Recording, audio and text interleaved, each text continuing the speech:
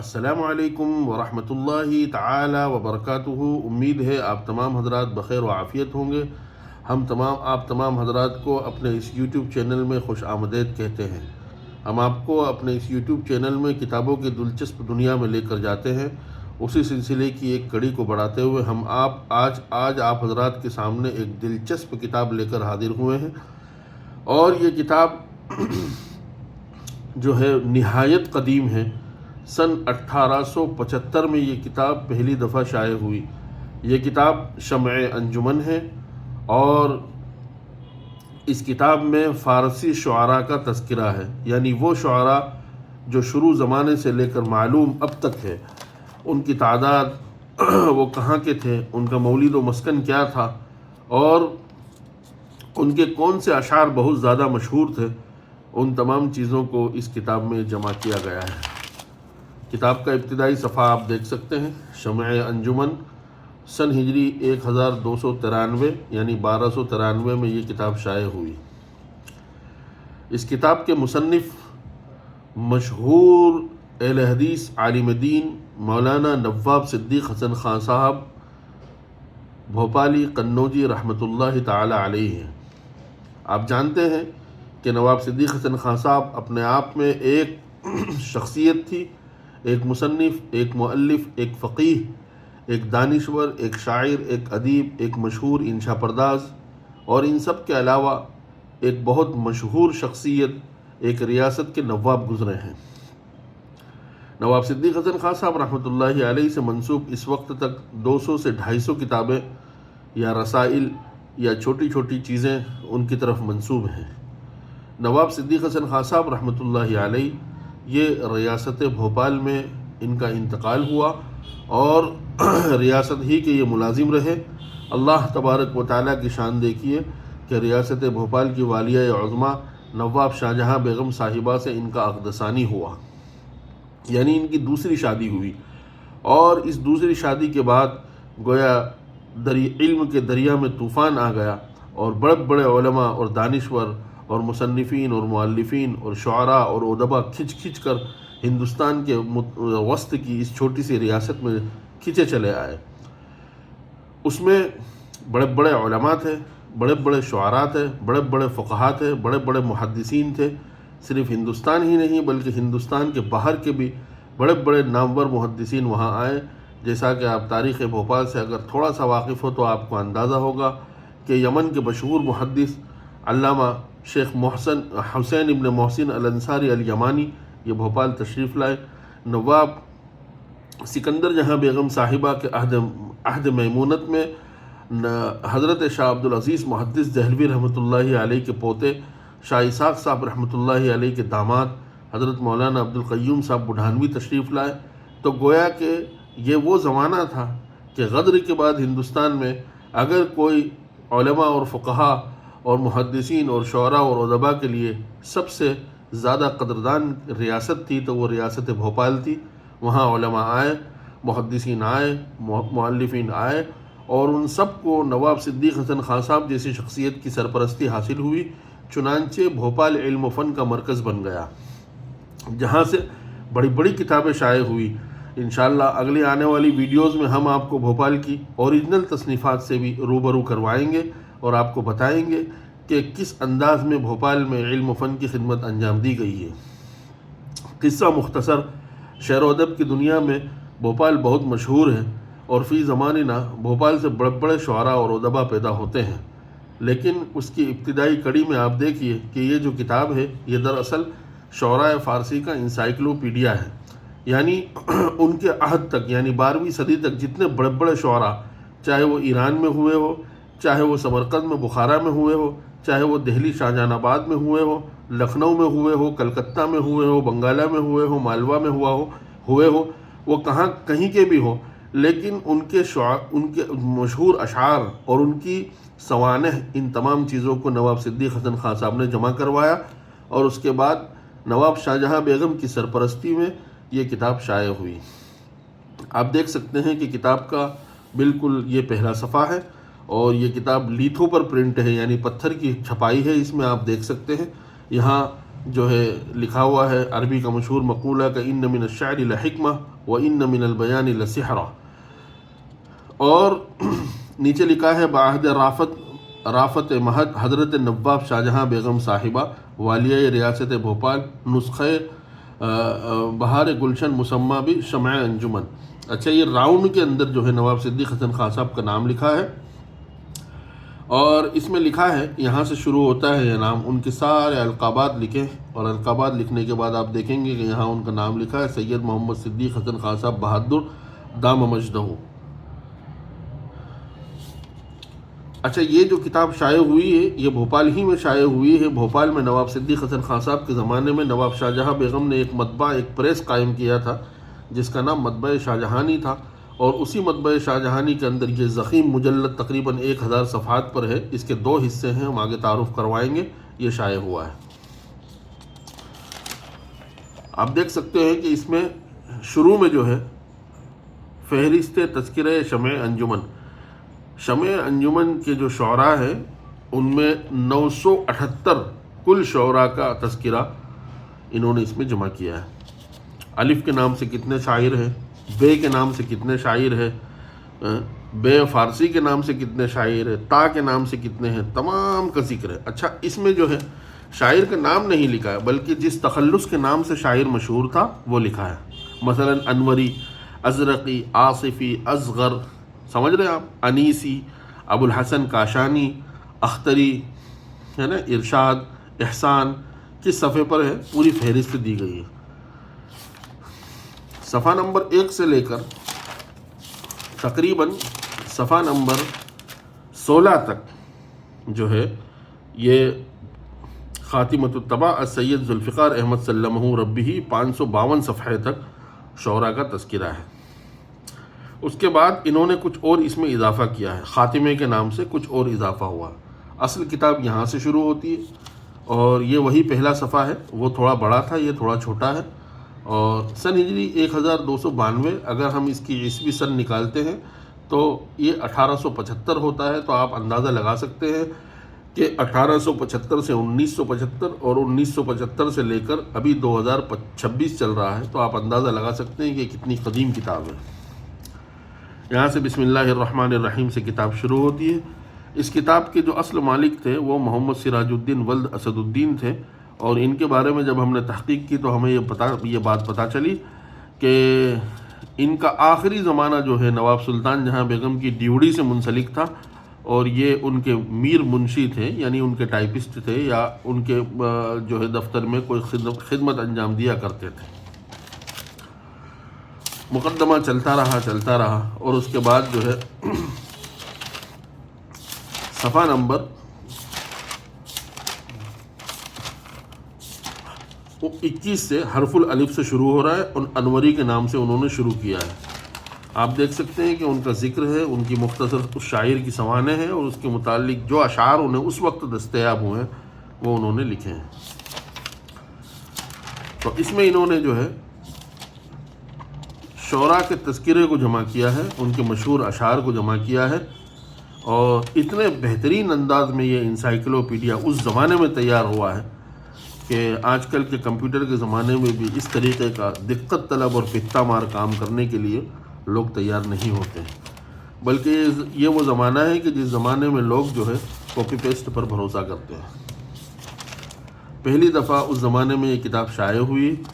آپ کتاب کے اوراق دیکھیے، اس کے صفحات دیکھیے، روشنائی دیکھیے، چھپائی دیکھیے، خطاط کا کام دیکھیے، کتنے خوبصورت انداز میں اس خطاط نے یہ کام کیا ہے، اور اتنے بہترین اشعار ہیں اس میں کہ جس کا ہم اندازہ نہیں لگا سکتے۔ آپ دیکھ سکتے ہیں اسحاق خان شوستری مخاطب بمعتمن الدولہ امیر صاحب جوہر بود پدرش الشوستر بہن آمد، یعنی ان کے والد جو تھے وہ شوستر سے ہندوستان آئے تھے، وہ در شاہجہاں آباد متوطن گردید، اور شاہجہاں آباد یعنی دہلی کے اندر توطن اختیار کیا، اقامت اختیار کی، اور سن ہجری 1152 کے اندر انہوں نے وفات پائی، اور ان کے مختلف اشعار زیبس کے درد دل تنگم خیال آں گل بود نفیر خواب من امشب سفیر بلبل بود۔ آپ دیکھ سکتے ہیں اس طریقے سے ان کے مختلف اشعار کو اس میں ذکر کیا ہے۔ اور کمال کی بات یہ ہے کہ اس کتاب پر آج تک تفصیلی کام نہیں ہوا ہے۔ 1960 میں ندا کاکوروی صاحب نے اس پر کام کیا تھا، لیکن انہوں نے اس کی تلخیص شائع کی تھی۔ دیکھیے آپ یہاں تمنا، مولوی محمد حسین مراد آبادی ایک تھے، اور وہ جس زمانے میں یہ کتاب لکھی گئی اس زمانے میں وہ حیات تھے، اور ان کا تخلص تمنا تھا۔ ان کے کچھ اشعار: شمع آمد و گفت جان من می برند، و زمن ہما دوستہ من می برند، نہ گفتیے نہ گفتہ ام در ہما عمر، پسست سبب زبان من می برند۔ آپ دیکھ سکتے ہیں اس طریقے سے انہوں نے تذکرہ کیا ہے، اور یہ کتاب بہت نایاب ہے، بہت دلچسپ ہے۔ خصوصاً جو لوگ اردو زبان سے واقفیت رکھنا چاہتے ہیں، اردو شاعری سے جن کی محبت ہے، ان کے لیے ضروری ہے کہ اگر وہ شاعری کو کلی طور پر سمجھنا چاہتے ہیں تو وہ فارسی کم از کم اتنی تو سیکھے کہ ایک دو جملے فارسی کے جو ہے اس کا مطلب، اور کم از کم مطلب نہیں تو مفہوم ان کو سمجھ میں آ جائے، تاکہ اردو شاعری میں ان کو کمال پیدا ہو۔ یہ کتاب یہاں سے چلتی چلی گئی ہے، اور تقریباً جو ہے یہ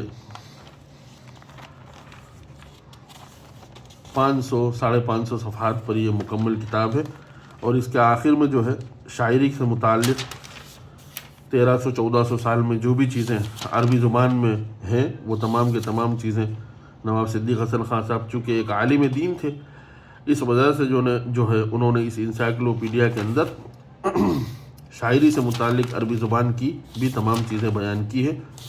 خود ان کا اپنا ذکر ہے جس میں ان کی عربی شاعری کا بھی ذکر ہے۔ ان کا اردو کا دیوان بھی ایک شائع ہو چکا ہے۔ نواب صدیق حسن خان صاحب کے اندر یہ جو ذوق پیدا ہوا تھا وہ دراصل ان کی طالب علمی کا زمانہ تھا، جب دہلی کے اندر جو ہے غالب جیسی شخصیات موجود تھی۔ غالب سے خود انہوں نے اصلاح لی، شیفتہ سے اصلاح لی، اسی طریقے سے اس زمانے میں مومن تھے، مومن سے ان کے دوستانہ مراسم رہے ہیں، خط و کتابت رہی ہے، تو ظاہر ہے کہ نواب صدیق حسن خان صاحب کے اندر شاعری کا ایک کمال پورا آنا گویا ایک جزء لا ينفک ہو چکا تھا، آنا ضروری تھا۔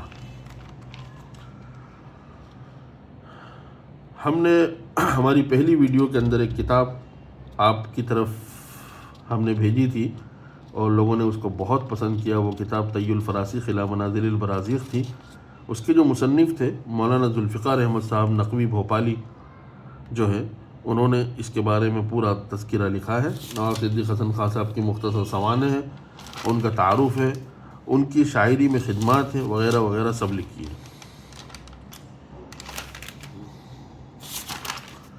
آپ دیکھ سکتے ہیں، سبحان اللہ سبحان اللہ، اس طریقے کی کتابیں نایاب ہو چکی ہے، ختم ہو چکی ہے، دنیا سے ناپید ہو چکی ہے۔ دیکھیے 578 صفحے میں آ کر جو ہے یہ کتاب ختم ہوئی ہے، اور پھر یہاں سے کتاب کی ثواب و خطا کے صفحات شروع ہوئے ہیں، یعنی اگر کوئی غلطی ہو گئی تھی کتابت میں تو اس کو ذکر کیا ہے۔ تو 584 صفحے میں یہ کتاب ختم ہو رہی ہے۔ 989 شعراء کا تذکرہ جلد اول میں ہے۔ اسی طریقے سے پورے ہندوستان میں بڑے بڑے لوگوں کو خطوط لکھے گئے تھے کہ بھائی اپنے یہاں اگر کوئی فارسی کلام کا شاعر گزرا ہو اور وہ غیر معروف ہو تو ضرور اس کی سوانح ہمارے یہاں پہنچائیں۔ چنانچہ وہ دھیرے دھیرے چیزیں پہنچتی گئی۔ جب یہ کتاب جلد اول شائع ہو گئی تو بہت سارے شعراء کے تذکرے باقی رہ گئے تھے۔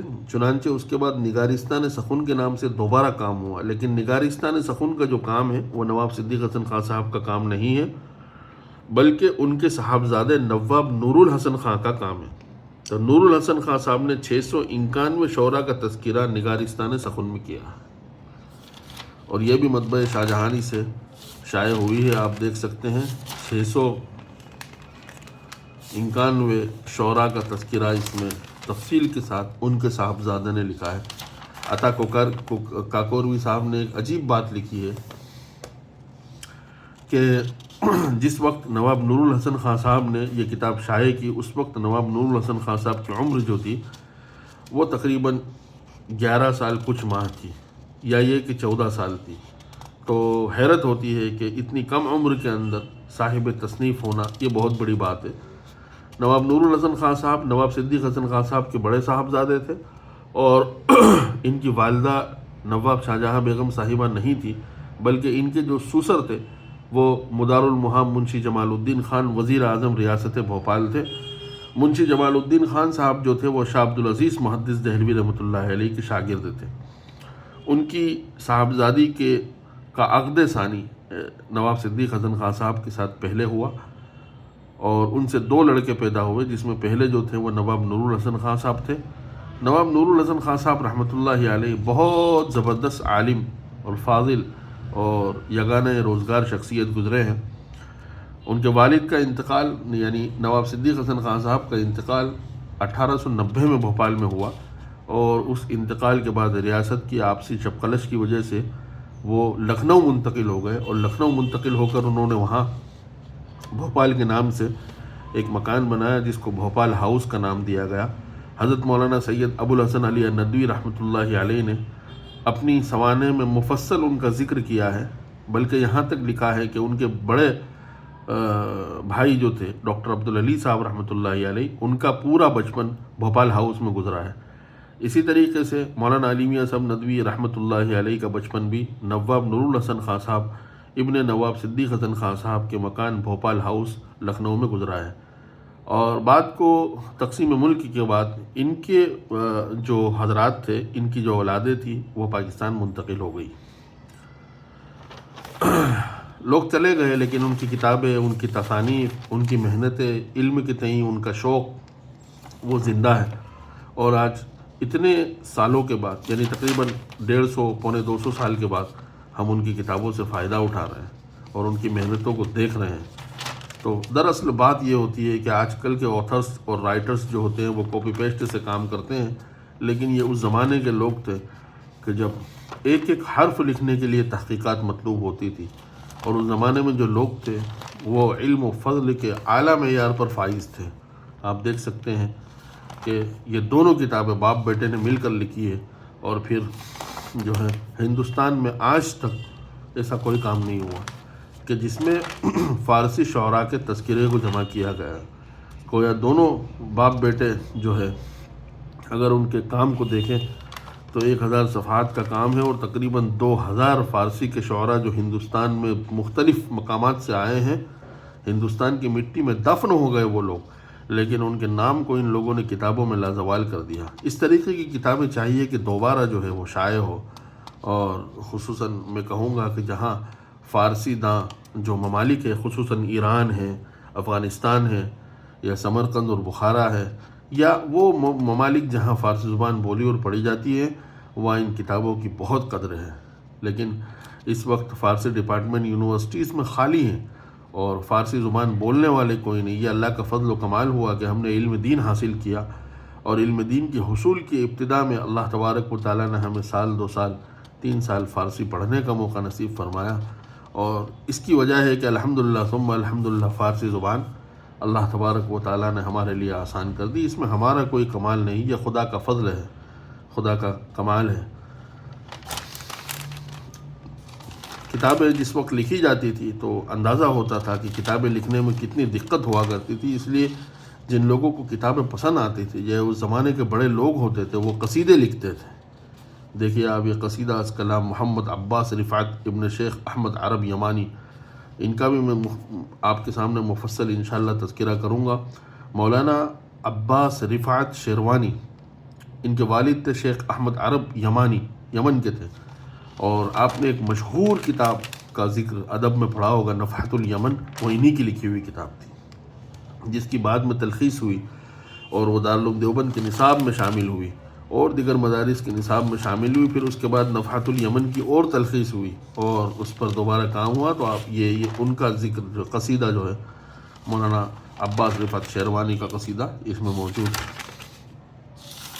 اسی طریقے سے خاتمۃ الصبا تک پہنچتے پہنچتے آپ کو اندازہ ہوگا کہ باپ بیٹوں نے مل کر کتنا زبردست کام کیا۔ لاسٹ میں مولانا سید ذوالفقار احمد نقوی بھوپالی، انہوں نے جو ہے اس کتاب کے بارے میں اپنا ذکر لکھا ہے۔ تو میرے عزیزوں اور دوستوں، کتابوں کی دنیا میں آپ تمام حضرات کا دوبارہ استقبال ہے۔ آپ اسے نایاب اور نادر کتابیں اگر دیکھنا چاہتے ہیں، اس کو سمجھنا چاہتے ہیں ان کتابوں میں کیا ہے، اگر ہمارے کتب خانے میں وہ کتاب موجود ہے تو انشاءاللہ ثم انشاءاللہ ہم آپ حضرات کے سامنے اس کا تعارف کروائیں گے اور آپ کو بتائیں گے کہ اکابرین نے اس امت مسلمہ میں ایسے ایسے زبردست لوگ گزرے ہیں کہ جنہوں نے ایسی لازوال کتابیں اور تصانیف چھوڑی ہیں یادگار۔ لیکن حیرت اور تعجب ہے کہ جس قوم کا آغاز اقرا سے ہوا تھا وہ قوم ناخواندہ ہے، وہ نہیں جانتی کہ اس کے اسلاف نے کتنی محنتیں کی ہیں، کتنی جگر کوشیاں کی ہیں، کتنی محنتیں کی ہیں اور ایسی ایسی لازوال تصانیف آنے والی نسلوں کے لیے چھوڑی ہے۔ امید ہے سابقہ کتابوں کی طرح یہ کتاب بھی انسائکلوپیڈیا آف فارسی شعراء آپ کو سمجھ میں آئی ہوگی، پسند آئی ہوگی۔ اگر آپ کو یہ کتاب پسند آتی ہے تو ضرور بھی ضرور آپ ایک کمنٹ کر کے ہماری حوصلہ افزائی کیجئے اور جو ہے ہمارے اس یوٹیوب چینل کو سبسکرائب کیجئے۔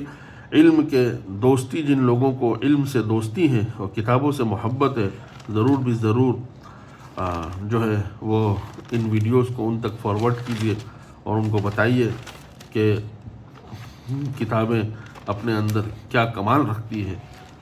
کتابیں جھانکتی ہیں بند الماری کے شیشوں سے، بڑی حسرت سے تکتی ہے مہینوں اب ملاقاتیں نہیں ہوتی۔ یہی حال ہے کچھ کہ مسلمانوں کے گھروں میں کتابیں ہیں، ان کے باپ دادا پڑھے لکھے تھے لیکن اولاد ناخواندہ ہیں، اولاد انگریزی خواں ہیں، یونیورسٹیوں کی پڑھی ہوئی ہیں۔ ہم یہ نہیں کہتے کہ یہ تعلیم غلط ہے، لیکن میرے عزیزوں اور دوستوں، ضروری ہے کہ ہم اپنے اسلاف کی ان روایات کو، ان کتابوں کو سینے سے لگا کے رکھیں اور ہم اپنے آنے والی نسلوں کو بتائیں کہ مسلمانوں نے کیا کارنامے انجام دیے ہیں۔